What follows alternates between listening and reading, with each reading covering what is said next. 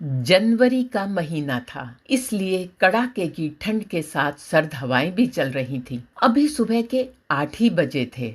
बीती रात ही इस घर से नैना की शादी हुई थी और सुबह 4 बजे तक दुल्हन की विदाई भी हो चुकी थी। अतः अब सारे रिश्तेदार घर की पहली और दूसरी मंजिल के कमरों में आराम कर रहे थे। एक तो कड़ाके की ठंड और दूसरे सभी को शादी की थकान भी थी, इसलिए घर की बैठक में कई बुजुर्ग महिलाएं रजाई में बैठी हुई चाय बिस्किट का आनंद लेते हुए बीती रात शादी की आपस में बातें कर रही थीं। और जिन्हें कल रात बिल्कुल भी ठंड नहीं लग रही थी, वे लड़कियां भी बिना मेकअप उतारे रजाई में घुसी हुई थीं। इस समय उन्हें देखकर कोई पहचान भी नहीं सकता था कि यही लड़कियां रात में जूता चुराई के चक्कर में इधर उधर इठलाती हुई घूम रही थीं। और दूसरी तरफ घर की दोनों बहुएं काम्या और सान्या दौड़ दौड़ कर सबको चाय और कॉफी दे रही थीं। किसी को चाय कॉफी चाहिए तो किसी को सिर्फ गर्म पानी ही। वैसे शादी के कामकाज के लिए एक महाराज और उसका एक सहायक तो रखे ही हुए थे, लेकिन वे दोनों अभी तक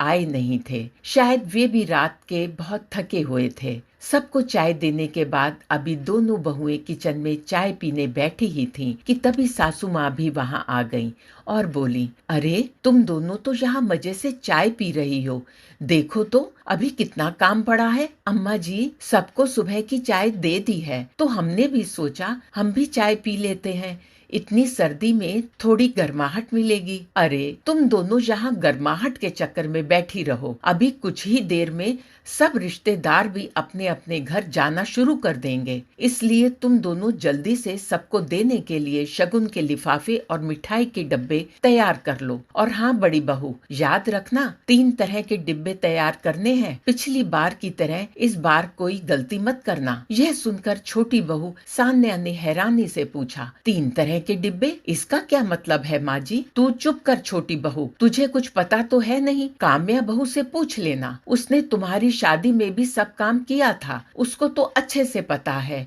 कि उसने क्या लापरवाही करी थी। इस बार ऐसा नहीं होना चाहिए काम्या बहू। यह कहते हुए माँ जी रसोई से बाहर निकल गईं। सासू माँ के जाते ही सान्या ने फिर काम्या से पूछा कि भाभी ये 3 तरह के मिठाई के डब्बों की क्या कहानी है? तब काम्या मुस्कुराती हुई बोली, अभी जब हम काम शुरू करेंगे ना तो तुम्हें भी पता चल जाएगा, परेशान क्यों हो रही हो? चलो स्टोर रूम में चलते हैं, वहीं 3 तरह के डब्बे रखे हुए हैं। दोनों स्टोर रूम में जाकर वहां का ताला खोलती हैं और फिर अंदर जाकर दरवाजा बंद कर लेती हैं। अंदर आकर सान्या ने देखा कि वहां एक तरफ 3 तरह की साइज के मिठाई के कुछ खाली डब्बे रखे हुए थे। तभी काम्या ने सान्या से कहा, अरे सान्या जरा उधर दरी तो बिछा दो, तब तक मैं लड्डू और बर्फी की ट्रे और मठरी तथा नमक पारे का बर्तन लेकर आती हूँ। जब तक सान्या ने दरी बिछाई तब तक काम्या लड्डू और मठरी के बर्तन लेकर आ गई। तभी सान्या बड़े ही उत्साह के साथ बोली, भाभी मुझे भी तो बताओ अब कैसे और क्या करना है? अरे जरा रुको, अभी बताती हूँ,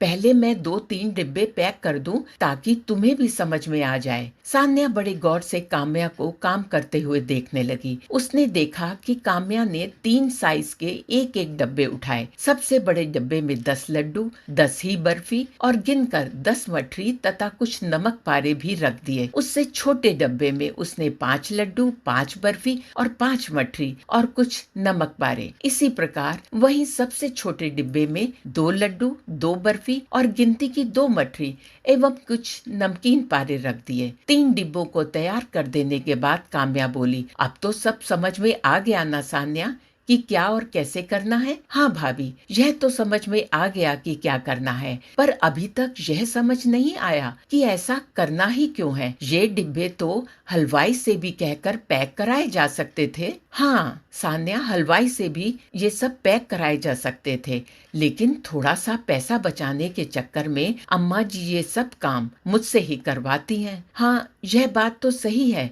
कि घर का पैसा बचाना चाहिए, लेकिन भाभी हम भी तो थकते हैं, अच्छा छोड़िए। अच्छा ये तो बताइए, माँ जी आपको लापरवाह क्यों कह रही थी, जबकि मैं तो शुरू से देखती आई हूँ कि आप हमेशा हर काम को बहुत ही सलीके से और समय पर करती हैं। और ये 3 तरह के डब्बे क्यों भाभी? तभी काम्या हंसते हुए बोली, अच्छा अच्छा सब बताती हूँ। देखो, शादी में हर तरह के मेहमान आते हैं, कुछ खास होते हैं और कुछ तो सिर्फ व्यवहार ही निभाने आते हैं। उसी हिसाब से ये 3 तरह के डब्बे तैयार करवाती हैं माँ जी। जैसे जो घर के खास रिश्तेदार हैं, उन्हें ये बड़ा डब्बा दिया जाता है। जो पास के पड़ोसी और दोस्त लोग हैं, उन्हें दूसरा डब्बा दिया जाता है। और जो कभी कभार ही शक्ल दिखाते हैं, ऐसे दूर के जानने वालों को छोटा डब्बा दिया जाता है।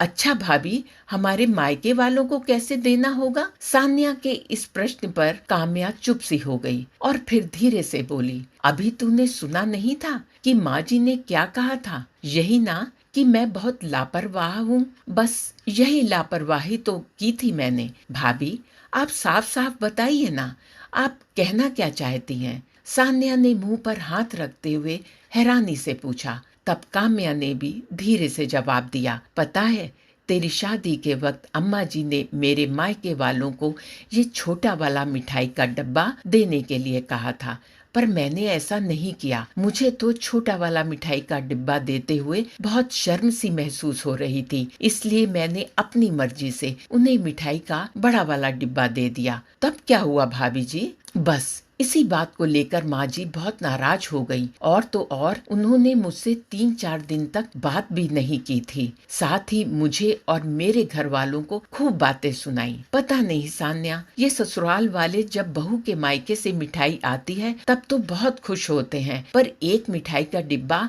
हमारे मायके वालों को देना पड़े तो इन लोगों को भारी पड़ जाता है। उन 3-4 दिनों में अम्मा जी ने मेरा जीना मुश्किल कर दिया था। आखिर जब मैंने उनसे माफी मांगी तब वे जाकर शांत हुई थी। लेकिन भाभी, क्या घर में ससुर जी और बड़े भैया ने अम्मा जी को कुछ नहीं कहा था? कौन क्या कहता, अम्मा जी की मनमानी करने और बातें सुनाने की आदत को तो सभी जानते हैं। घर में शांति बनी रहे, इसके लिए पिताजी भी बात को हंसकर टाल गए थे। लेकिन तुम्हारे भैया ने अकेले में मुझसे यह जरूर कहा था कि काम्या, तुमने जो किया बिल्कुल सही किया। आखिर इस घर का भी तो मान सम्मान है। वैसे सान्या, अम्मा जी की इस तरह की कंजूसी की आदत को छोड़ दिया जाए तो ये तो तुमने भी देखा होगा कि माँ जी में बहुत से गुण हैं और वे हमें प्यार भी बहुत करती हैं। खैर छोड़ो इन सब बातों को, चलो अब फटाफट मिठाई के डब्बे पैक करते हैं, नहीं तो अम्मा जी अभी बड़बड़ाते हुए आ जाएंगी। ऐसा कहते हुए काम्या मुस्कुराने लगी और बातों ही बातों में दोनों बहुओं ने मिलकर सभी मिठाई की डिब्बे तैयार कर दिए। अब सभी रिश्तेदारों की विदाई का समय आ गया। अम्मा जी ने कमरे में ही मिठाई और शगुन के लिफाफे मंगवा लिए थे। चूंकि आज ठंड थी, इसलिए वे खुद पलंग पर बैठी हुई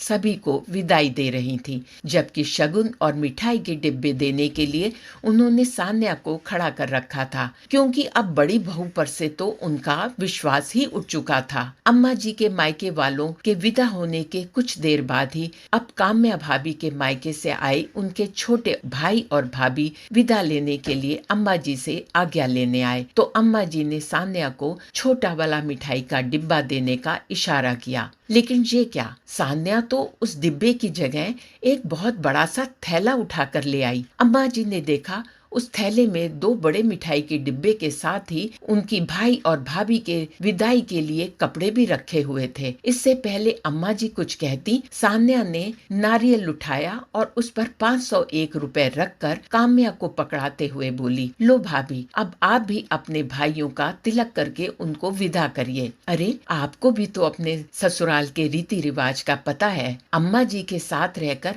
आपने भी तो सब कुछ सीखा है। क्या आपने अभी देखा नहीं कि अम्मा जी ने कैसे अपने मायके वालों को विदा किया है? आखिर हमारे ससुराल वालों की भी तो इज्जत है। इधर अम्मा जी सान्या को घूरे ही जा रही थी। अभी तो और भी रिश्तेदार बैठे हुए थे, इसलिए उनके आगे वे कुछ न कह पाई। काम्या अभी भी हैरानी से सान्या की ओर देख रही थी और उधर सान्या थी कि मुस्कुराते हुए बोले ही जा रही थी, अम्मा जी आप फिक्र न करिए, मैं अपने ससुराल आपकी इज्जत संभाल के रखूंगी और आप सबका मान सम्मान हमेशा ऊंचा ही करूंगी। अरे भाभी, अब देरी क्यों कर रही हैं? अभी तो बहुत से काम करने हैं ना। इतने में ससुर जी भी बोले, अरे बड़ी बहू, जल्दी इधर आओ और अपने भाई भाभी को तिलक करके विदा करो। अब उनकी ट्रेन का समय भी तो हो रहा है। ससुर जी की बात सुनकर काम्या ने बड़ी खुशी से अपने भाई को तिलक किया और भाई भाभी को विदा किया।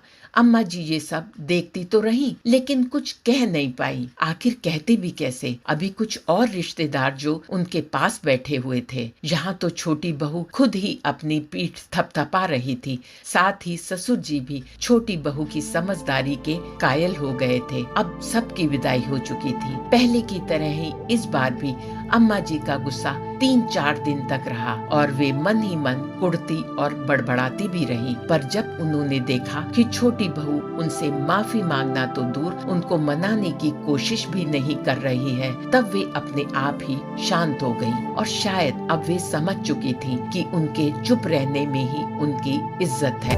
आशा है आपको हमारी ये कहानी पसंद आई होगी। हमारी इस कहानी को लाइक करें और हमारे चैनल को सब्सक्राइब भी अवश्य करें। और हाँ, नोटिफिकेशन यानी बेल बटन भी दबाना न भूलें। इससे हमें प्रोत्साहन मिलेगा और आपको हमारी हर नई कहानी सीधे आपके इनबॉक्स में मिलेगी। कहानी सुनने के लिए आपका धन्यवाद।